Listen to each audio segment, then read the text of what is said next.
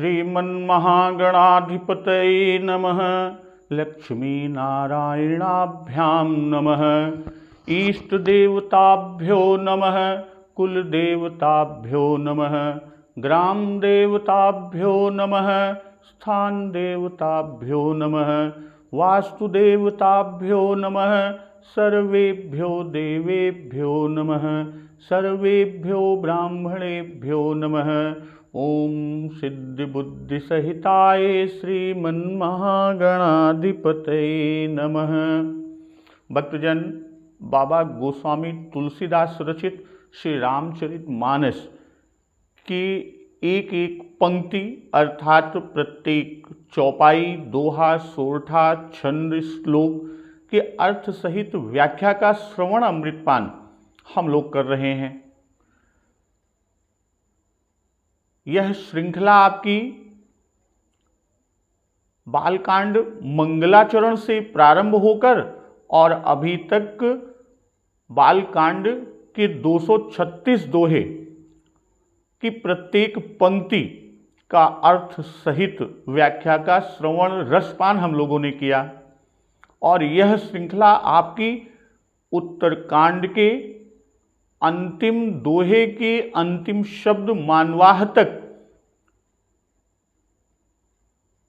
का संकल्प है, जिसे भूतभावन भगवान शिव शंकर जी पूरा कराएं। तो अभी तक हम लोग जिस प्रसंग पर चल रहे हैं वह पुष्प वाटिका का प्रसंग है। प्रभु श्री राम और माता सीता एक दूसरे को देखते हैं और इस समय जो माता जानकी जी की स्थिति है कि जान कठिन शिव चाप बिसूरती, चली राखी उर श्यामल मूर्ति। कि शिव जी के धनुष को कठोर जानकर, जान कठिन शिव चाप बिसूरती, बिसूरती यानी मन में विलाप करती हुई कि चली राखी उर श्यामल मूर्ति, कि हृदय में श्री राम जी की सांवली मूर्ति को रखकर चली। कहने का जो आशय है कि शिव जी के धनुष की कठोरता का स्मरण आने से माता सीता को चिंता होती थी कि ये सुकुमार रघुनाथ जी उसे कैसे तोड़ेंगे। और उधर पिता के प्रण की स्मृति आने से माता जानकी के हृदय में क्षोभ था ही, इसलिए मन में विलाप करने लगी। और इधर प्रभु श्री राम कि प्रभु जब जात जानकी जानी, सुख स्नेह शोभा गुण खानी। अब प्रेमवश ऐश्वर्य की विस्मृति हो जाने पर माता जानकी जी को ऐसा हुआ था। अब प्रभु श्री राम जी ने जब सुख स्नेह शोभा और गुणों की खान श्री जानकी जी को जाती हुई जाना, तब परम प्रेम रूपी कोमल स्याही को बनाकर, यानी जो परम प्रेम है उसी की कोमल स्याही बनाकर माता जानकी के स्वरूप को अपने सुंदर चित्त रूपी भित्ति यानी दीवार पर अंकित कर लिया, चित्रित कर लिया कि परम प्रेममय मृदुमस कीन्ही, चारु चित्त भीति लिख लीन्ही। माता जानकी जी गई भवानी भवन बहोरी, बंदी चरण बोली कर जोरी। और सीता जी पुनः भवानी मां के मंदिर में गई और मां भवानी के चरणों की वंदना करके हाथ जोड़कर बोलती हैं कि जय जय गिरिबर राज किशोरी, जय महेश मुख चंद्र चकोरी। जय गज बदन खडानन माता, जगत जननी दामिनी दुति गाता। नहीं तव आदि मध्य अवसाना, अमित प्रभाव बेदु नहीं जाना। भव भव विभव पराभव कारिणी, विश्व विमोहनि सोबस बिहारिणी। इस तरह माता गिरजा माँ भवानी की वंदना करते हुए, स्तुति करते हुए कहती हैं कि पति देवता सुतीय महु, मातु प्रथम तव रे, महिमा अमित न सकहि कही, सहस शारदा शेष। भाई पति देव को इष्ट मानने वाली श्रेष्ठ नारियों में हे माता आप की प्रथम गणना है, और आपकी अपार महिमा को हजारों सरस्वती और हजारों शेष जी भी नहीं कह सकते। तो इस तरह माता जानकी मां भवानी की वंदना करके तो मां भवानी प्रसन्न होकर कि सुन सी सत्य शीस हमारी, पूजी मन कामना तुम्हारी। नारद बचन सदा सुचि साचा, सोबरु मिलहि जाहि मनुराचा। कि हे सीता हमारी सच्ची आशीष को सुनो कि तुम्हारी मनोकामना पूरी होगी। पूजी ही मन कामना तुम्हारी। और इधर कहती हैं कि नारद बचन सदा सुचि साचा, सोबरु मिलहि जाहि मनुराचा। नारद जी का वचन सदा पवित्र यानी संशय भ्रम आदि दोषों से रहित और सत्य है कि सोबरु मिलहि जाहि मनुराचा। जिसमें तुम्हारा मन अनुरक्त हो गया है वही वर तुमको मिलेगा। तो मां भवानी मां गिरिजा मां सीता जी से कहती हैं कि मन जाहि राचउ मिलिहि, सोबरु सहज सुंदर सांवरो। करुणा निधान सुजानु सीलु, स्नेह जानत रावरो। यही भांति गौरी शीस, सुनि सिय सहित ही हरसियली। तुलसी भवानी पूजी, पुनि पुनि मुदित मन मंदिर चली। जिसमें तुम्हारा मन रंग गया है और वही सहज ही सुंदर सांवला वर यानी वही सांवला दूल्हा तुमको अवश्य मिलेगा। कि करुणा निधान सुजानु सीलु, स्नेह जानत रावरो। कि वे करुणा के समुद्र हैं, सुजान हैं और तुम्हारे शील और स्नेह को जानते हैं।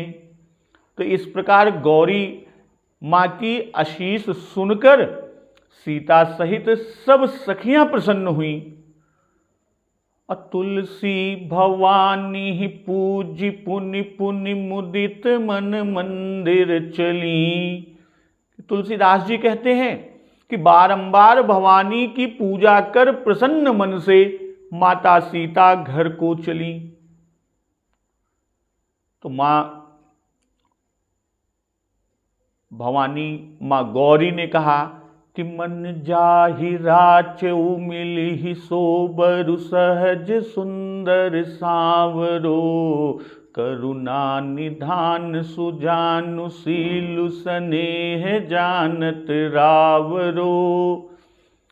और सीता जी ने जो कहा था कि बसहु सदा उरपुर सबहीं के, तो वह यहां पर सिद्ध हुआ। भाई सीता जी ने अपने उर अपने हृदय की बात नहीं कही कि कीन्हु प्रगट न कारण ते ही, किंतु मां पार्वती जी मां गौरी जी जान गई सो जानई जेहि देहु जनाई। भाई जानकी जी श्यामल मूर्ति को हृदय में धर कर चली, हृदय में धारण कर चली। और यही बात मां पार्वती जी कहती हैं कि मन जाहि राचेउ। भाई यही तो कहती हैं कि जो आपके मन में रचा है, रंगा है, सो बरु सहज सुंदर सांवरो। तो मां पार्वती ने 3 बार मनोकामना पूर्ण होने की बात कही कि पूजी मन कामना तुम्हारी। यह पहले कहकर यहां मनोकामना को खोल दिया कि क्या है मनोकामना, मन की कामना क्या है कि सो बरु मिल ही जाहि मनु। भाई सो बरु, कौन सा बर मिलेगा? भाई नारद बचन सदा सुच साचा।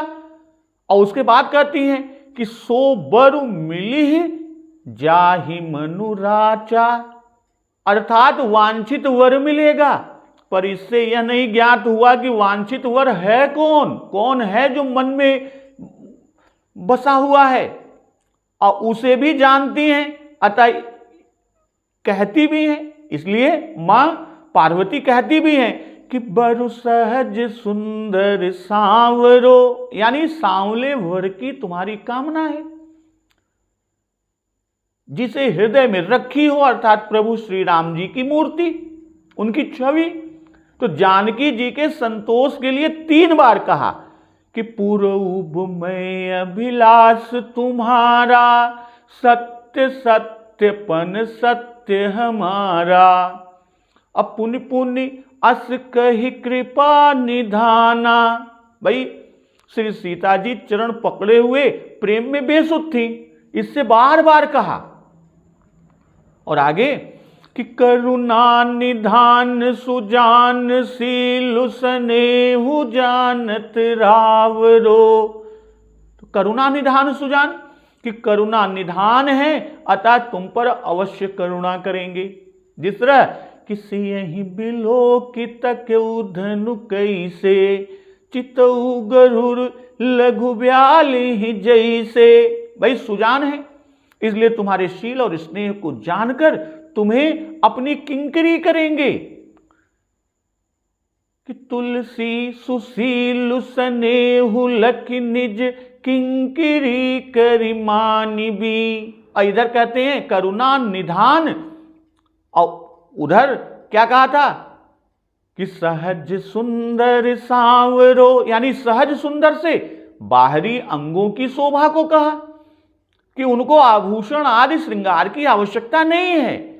अब बिना किसी श्रृंगार के ही प्रभु श्री राम सुंदर हैं। और करुणा निधान सुजान से भीतर की शोभा कह रही हैं कि मां पार्वती जी इन गुणों का भली भांति परिचय पा चुकी हैं। प्रभु ही ने कृपा करके श्री शिव जी से आपका संयोग कराया था कि अति पुनीत गिरिजा कई करनी, विस्तर सहित कृपा निधि बरनी। और यह भी कहा था कि जाई विवाहु शैल जही। तो सुजान का परिचय, जिस तरह कि मन महु राम ही सुमिर सयानी, जैसे ही उन्होंने श्री राम जी को सुमिरण किया, उनको याद किया, वैसे ही उन्होंने उनका मनोरथ पूर्ण कर दिया। यही भांति भाई स्पष्ट रूप से यह आशीर्वाद की सांवला वर मिलेगा। सबको हर्ष हुआ, क्योंकि सब जानती हैं कि सांवला वर जानकी योग्य ही है कि यही लाल सा मगन सब लोगू, बरु सांवरो जानकी जोगू। इधर सिय सहित हर सियली, तो यहां अली प्रधान है और सीता जी गौण। यद्यपि हर्ष में सीता जी की ही प्रधानता होनी चाहिए थी, किंतु यह बारीकी सूक्ष्म भाव समझने योग्य है कि आशीष सुनकर सीता जी को अपना हर्ष, अपनी खुशी को प्रकट करने में संकोच हुआ। भाई सबके सामने लज्जा लगेगी ही लगेगी, और सब सखियों का हर्ष प्रकट है, उनका आनंद, उनकी खुशी दिखाई दे रही है। इसी से यहां सखियों को पहले प्रधान रखा, मुख्य रूप से कहा कि से सहित हर्षी अली, कि सखियां जो हैं वो हर्षित, उनको मुख्य रूप से दिखाया। और सखियों को पहले यह न मालूम था कि नारद वचन क्या है, और इस वचन से, इससे जब सखियों को मालूम हो गया तो उनको भी हर्ष हुआ, क्योंकि उनके मन के अनुकूल हुआ कि भवानी ही पूज पुनि पुनि, मारे हर्ष के बाद बारंबार, इतनी खुशी है कि हर्ष के मारे बारंबार पूछती हैं। इससे आनंद, मग्नता और कृतज्ञता जताती हैं। तो यहां आनंद प्रेम की वीप्सा है कि प्रेम विवश पुनि पुनि पद लागी। अब प्रारंभ में मुदित मन से भगवती की पूजा के लिए मंदिर में गई, और अब वर पाकर, वरदान पाकर मुदित मन से घर को चली। तो तुलसी भवानी पूजी पुनि पुनि मुदित मन मंदिर चली। तुलसी भवानी पूजी, इसके और भी भाव हैं। पुनि पुनि यानी पूजा करने में तुलसीदास जी भी मिल गए, शामिल हो गए कि हे भगवती, सांवलावर हमारा भी स्वामी होवे। भाई तुलसीदास और भवानी दोनों की पूजा करके पुनि पुनि, पूज पुनि पुनि यानी यह कृतज्ञता को दर्शा रहे हैं कि मंदिर चली। भाई पुष्प वाटिका का प्रसंग जो हुआ उसमें गिरजा गृह सोहा, गई भवानी भवन बहोरी, गौरी निकेता कहा, कि भवानी के स्थान को एक बार भी मंदिर नहीं कहा, और यहां मंदिर चली कहते हैं। तो बाबा गोस्वामी दास जी ने अपनी गूढ़ भावना को यहां पर दर्शित किया, दर्शाया है कि अब सीता जी राम जी को हृदय में बिठाए हुए, अतः सीता जी ही राम मंदिर बन गई। जानी गौरी अनुकूल सियहि हर सुन जाई कही, मंजुल मंगल मूल बाम अंग फरकन लगे। कि गौरी जी को प्रसन्न जानकर और सीता जी के हृदय को जो आनंद हुआ वह कहा नहीं जा सकता। कि मंजुल मंगल मूल बाम अंग फरकन लगे, कि सुंदर मंगलों के मूल उनके बाएं अंग फड़कने लगे। जब भी स्त्रियों के बाएं अंग फड़कते हैं तो वह सुंदर मंगल सूचक होते हैं, मंगल के मूल होते हैं। भाई पहले सखियों के साथ सीता जी के हर्ष के बारे में बाबा गोस्वामी दास जी अलग अलग कहते हैं, क्योंकि वहां सखियां प्रधान थी। सीता जी का हर्ष वहां सामान्य ठहरा। अब विशेष हर्ष की बात सीता जी की कहते हैं कि जो विशेष हर्ष और वाम अंगों का उस स्फुरण है, उसका सूचन करता है कि यह गिरिजा जी के मंदिर से चल देने पर मार्ग और घर पर का है। भाई मंदिर में गौरी की आशीष प्रकट थी, इससे वहां हर्षित होते न बना। भाई वहां तो सीधे सीधे गिरिजा जी प्रकट हुई, तो वहां वे अपना हर्ष छिपाए रही। कौन? माता सीता जी। और गौरी जी को अनुकूल जानना यह मन की बात है, प्रकट नहीं की। इसी से हृदय में अत्यंत हर्ष होना, बाबा गोस्वामी दास जी लिखते हैं कि मंदिर में सीता जी का विशेष हर्ष न कहते बना, और विशेष कहने का मौका भी नहीं था, क्योंकि विशेष हर्ष होने में लज्जा की बात थी। भाई अब विशेष हर्ष का मौका है, तो उनको विशेष हर्ष हुआ भी कि सियहि हर सुन जाई कही, कि अब उचित अवसर जानकर तब कहा, न जाई कही। यह हर्ष अकथनीय है, जिसके बारे में कुछ कहा ही नहीं जा सकता। तो इस अकथनीय हर्ष के कारण है गौरी जी का अनुकूल होना। और वाम अंगों का फड़क कर मंगल की सूचना को देना। भाई सखियां सीता जी के मनोरथ की पूर्ति की दृढ़ आशा और भय के दूर हो जाने से हर्षित हैं, आनंदित हैं, खुशी है। पर सीता जी को अपनी निधि की प्राप्ति के निश्चित आश्वासन मां गौरी जी से पाकर हर्ष है कि मंजुल मंगल, कि सुंदर मंगल कहकर, कि मंगल असुंदर भी होते हैं। भाई मंगल, भाई अभीष्ट की सिद्धि, मंगल का मतलब क्या है? अभीष्ट की सिद्धि। तो काम क्रोध आदि द्वारा निंदित कर्मों या विचारों या सांसारिक विषयों द्वारा उत्पन्न मंगल मलिन है। शुद्ध सात्विक मंगल मंजुल है। तो मंजुल मंगल मोद प्रसूति। और वाम अंग स्त्रियों के बाएं अंगों का फड़कना मंगल सूचक है। कि प्रभु पयान, जैसे उल्लेख बाबा जी ने किया है सुंदरकांड में, कि प्रभु पयान जाना बैदेही, फरकी बाम अंग जनु कही देही। और वही लंका कांड में बाबा जी ने लिखा है कि जब अति भयउ विरह उर्दाहु, फरक्यु बाम नयन रुबाहु। तो अंगों के फड़कने की अवस्था भी श्री सीता जी में अब जाकर देवी जी के आशीर्वाद के उपरांत ही उत्पन्न हुई। तो हृदय सराहत सी लोनाई, गुरु समीप गवने दो भाई। राम कहा सब कौशिक पाही, सरल स्वभाव छुअत छल नाही। कि श्री राम जी सीता जी की सुंदरता हृदय में सराह रहे हैं और दोनों भाई गुरु के समीप गए। गुरु समीप गौने दो भाई।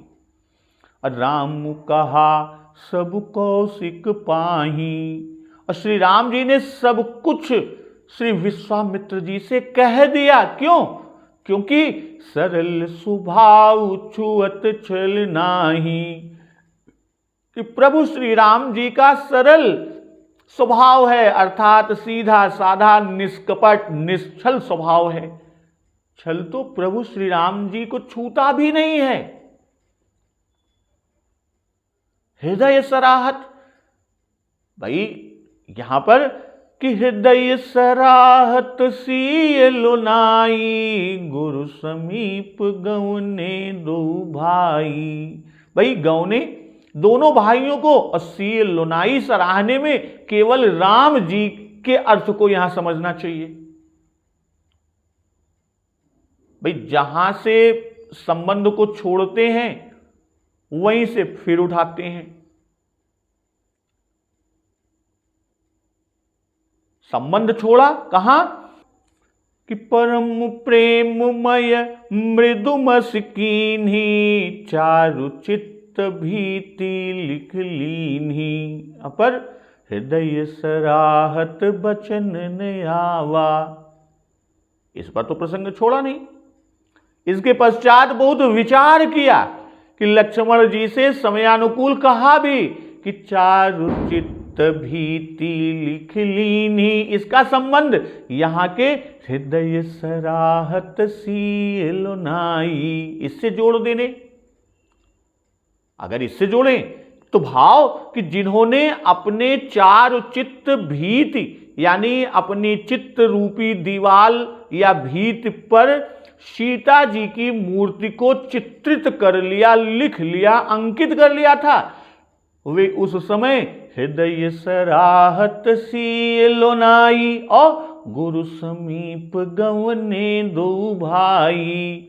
कि अब पुनः हृदय सराहत से चलने का प्रसंग बाबा जी उठाते हैं। कि जैसे स्वामी जी ने जहां से संबंध छोड़ा वहीं से फिर कहे कि देख किसी शोभा सुख पावा, हृदय सराहत बचन न आवा। पहले कहा था हृदय सराहत सी लोनाई, यहां पर कहे। भाई पहले तो ये कहा कि देख सी शोभा सुख पावा, हृदय सराहत बचन ने आवा। और अब यहां कहते हैं हृदय सराहत सी लुनाई। और श्री सीता जी की मुदित मन मंदिर चली, प्रसन्न मन से घर को चली। और यहां गुरु समीप गवने, भाई राजकुमारी जी का तो राजमहल मंदिर है, इससे जनक कुमारी मां जानकी जी मंदिर में जाई। और मिथिला जी में प्रभु श्री राम जी का घर है नहीं, इससे मंदिर जाना बाबा जी ने ना कहा।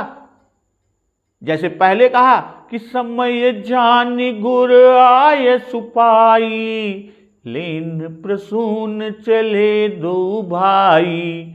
और यहां पर कहा इसलिए कि गुरु समीप गवने दो भाई। भाई पहले राम जी का वाटिका में आना कहा, तब उसके बाद सीता जी का आना कहे। इसी से अब की पहले सीता जी का जाना कहे और पीछे राम जी को जाने की बात कहे। और राम कहा सब कौशिक पाही, श्रृंगार की बात मुनि से कहने योग्य नहीं थी, पर वह सब कुछ प्रभु श्री राम जी ने मुनि विश्वामित्र जी से कह दिया। निर्मल मन जो सो मोहि पावा, मोहि कपट छल छिद्र न भावा। अब गुरु से दुराव करने से विवेक नहीं होता।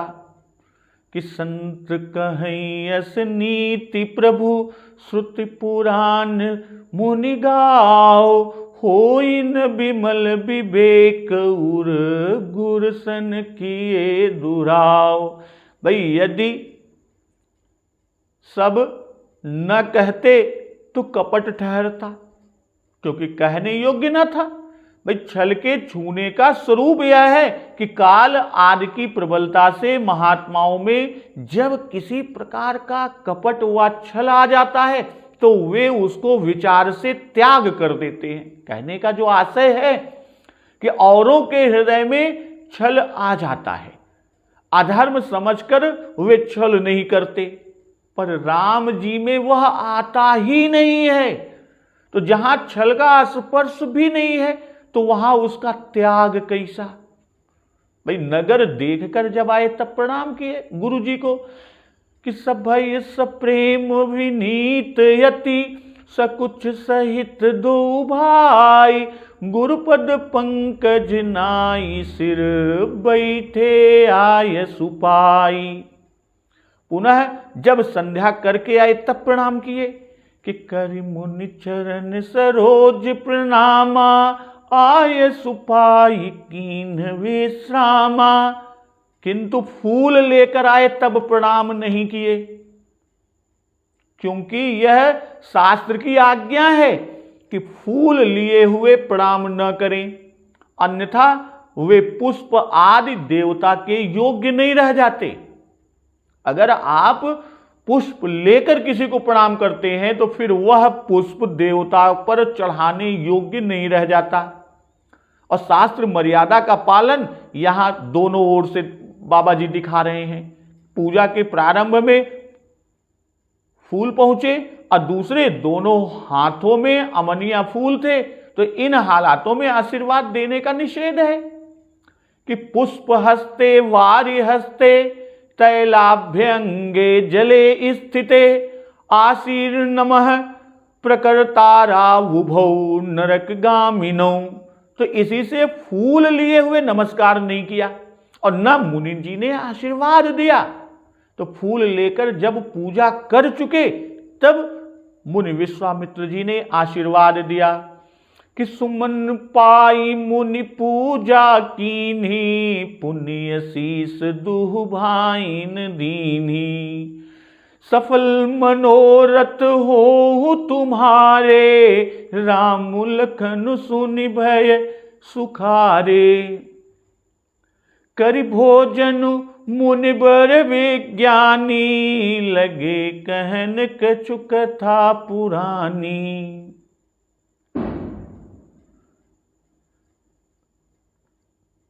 फूल पाकर मुनि विश्वामित्र जी ने पूजन अर्चन किया और फिर दोनों भाइयों को आशीर्वाद दिया। और आशीर्वाद दिया क्या कि सफल मनोरथ हो तुम्हारे, राम लखन सुनि भय सुखारे। कि तुम्हारे मनोरथ सफल हो। और यह सुनकर, यह आशीर्वाद पाकर श्री राम लक्ष्मण जी अत्यंत सुखी हुए। अब विज्ञानी मुनिश्रेष्ठ भोजन करके कुछ पुरानी कथा कहने लगे। तो सुमन पाई मुनि पूजा कीन्ही, पुण्य शीस दुह भाइन दीन्ही। कि सुमन पाई पूजा पुण्य कीन्ही, इससे ये पता चलता है कि फूल समय पर आए, ना तो पहले से आए कि देर तक धरे रहते, और न ही देर से ही आए कि मुनि को राह देखनी पड़ती। यानी इधर पूजा का प्रारंभ हुआ, उधर फूल लेकर प्रभु पहुंच गए। और पूजा करने के बाद पुण्य शीस दुई भाइन दीन्ही। भाई पुष्प सुमन फूल जो है बहुत उत्तम उत्तम थे, सब ठीक समय से आए थे, जिससे मुनि ने दोनों भाइयों पर प्रसन्न होकर और दोनों को आशीर्वाद दिया। बाबा जी ने यह दिखाया कि दोनों भाइयों ने पृथक पृथक यानी अलग अलग अपने अपने फूलों को दोने में दिए। अब मुनि ने जो आशीर्वाद दिया कि सुफल मनोरथ हो तुम्हारे, राम लखन सुनि भय सुखारे। श्री राम जी ने सब बात निष्कपट मुनि जी से कह दी, तब तो उनको आशीर्वाद देना था। तुमको राजकुमारी मिले, पर ऐसा न कहकर यह कहा कि तुम्हारे मनोरथ सफल हो। अब यह क्यों कहे? यह इसलिए कहे कि यदि सीता प्राप्ति का आशीर्वाद देते तो दोनों भाइयों का मनोरथ सफल न होता, और यदि कहते कि दोनों भाइयों को मनोवांछित स्त्रियां प्राप्त हो तो भी मनोरथ सफल न होता। क्यों? क्योंकि राम जी का मनोरथ है कि चारों भाइयों के विवाह एक साथ ही हो। जिस तरह जन्म से लेकर सभी संस्कार एक ही साथ होते आए हैं कि जन्म में एक संग सब भाई, भोजन शयन के लिलरिकाई। करन बेद उपबीत बियाहा, संग संग सब भय उछाहा। इसी से मुनि ने बहुत समझ बूझ कर आशीर्वाद दिया कि हो तुम्हारे। मुनि का आशीष सुनकर और उसे समझकर दोनों भाइयों को सुख हुआ। भाई श्री लक्ष्मण जी का तो अपना कोई मनोरथ नहीं है, उनका मनोरथ तो यही है कि श्री राम जी धनुष तोड़े और सीता जी को ब्याहें, और इसी में उनको सुख है कि ऐसे ही प्रभु सब भगत तुम्हारे, हुई हैं टूटे धनुष सुखारे। कि श्री रघुनाथ जी को जिसमें सुख हो उसी में वे सुख मानते हैं, और लक्ष्मण जी चाहते हैं कि त्रिलोक विजय रूपा श्री जानकी जी श्री राम जी को ही प्राप्त हो। तो आशीर्वाद से श्री सीता जी की प्राप्ति का निश्चय हो गया, इसलिए भी सुखी हुए।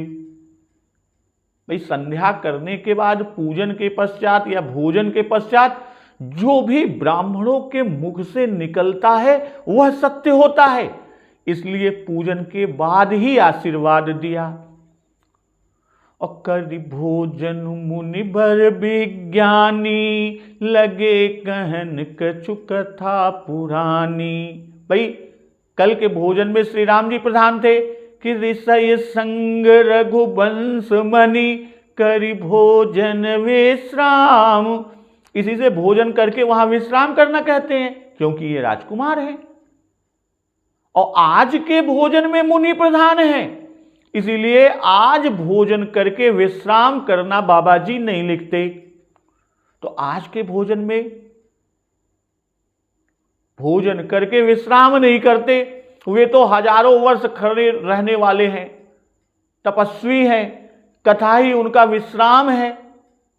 कल की कथा रात्रि में हुई कि कहत कथा इतिहास पुरानी, रुचिर रजनी जुग जाम सिरानी।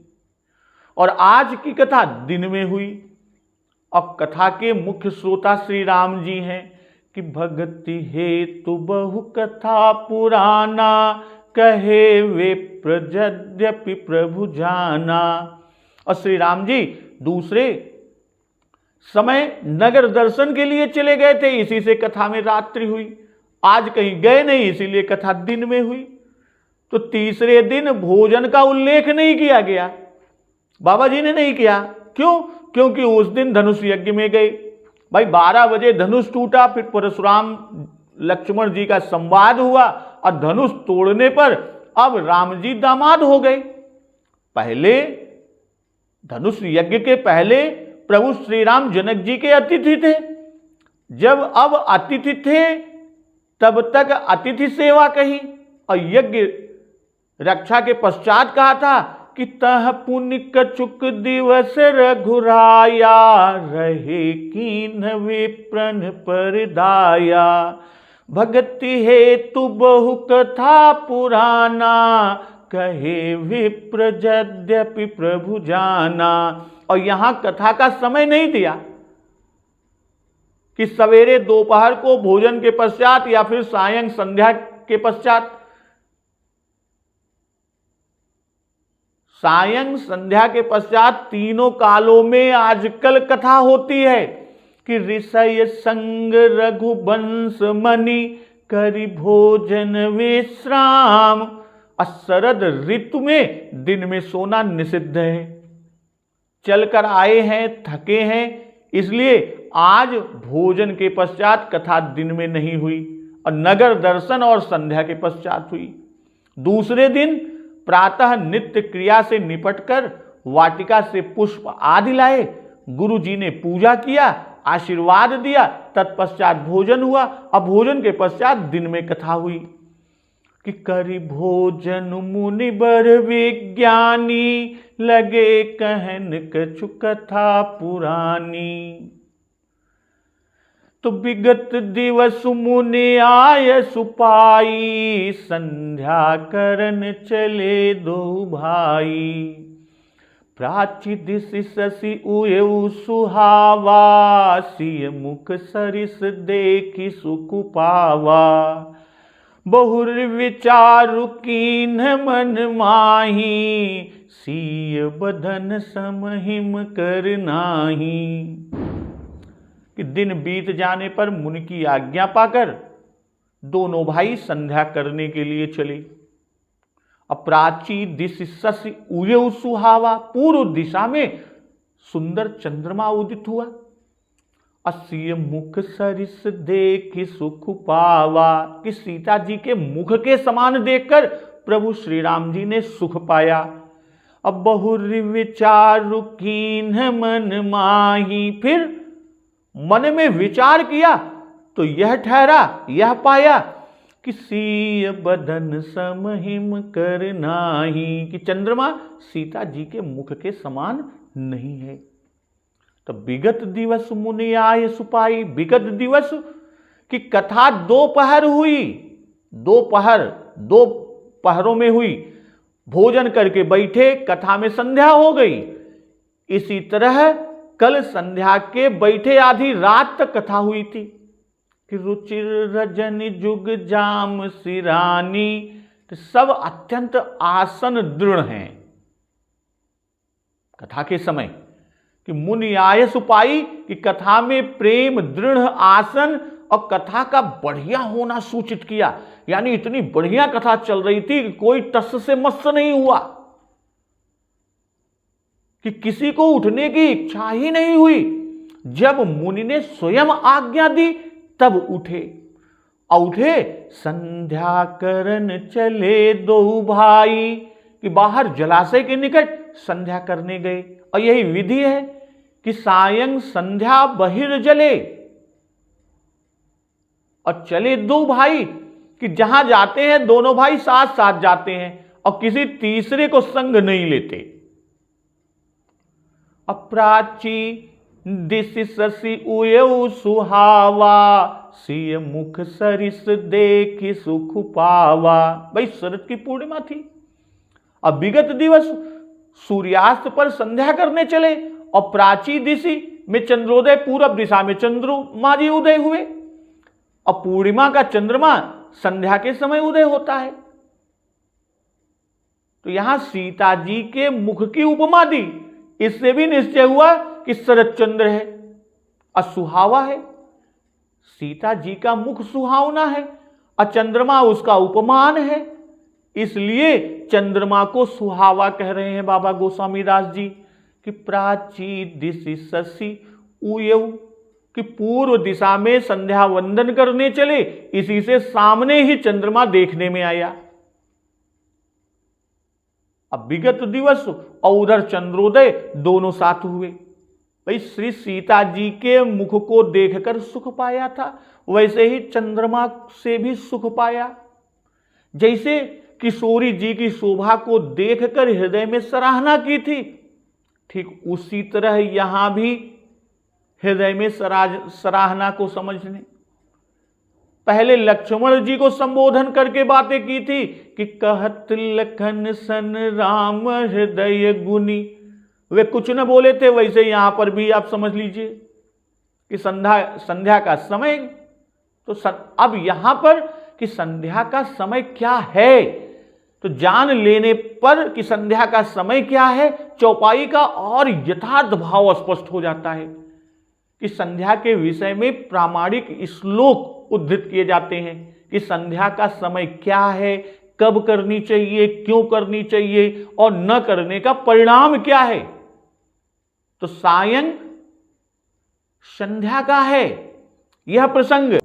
उत्तमा सूर्य सहिता मध्यमा लुप्त भास्करा, अधमा तारकोपेता सायं संध्या त्रिधा मता, अध्यर्धया मादा सायं संध्या मध्याह्न गीष्यते।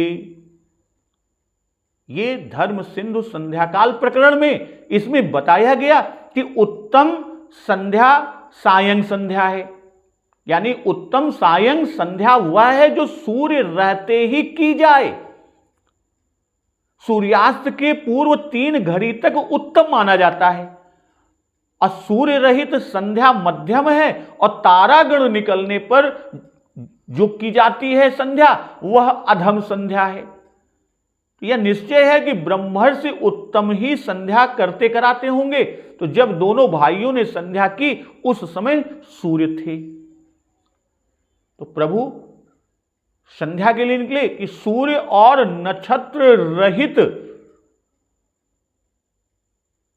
दिन और रात्रि की संधि संध्या काल है और संध्या न करने से मनुष्य के दिन रात में किए हुए सारे कर्म निष्फल हो जाते हैं।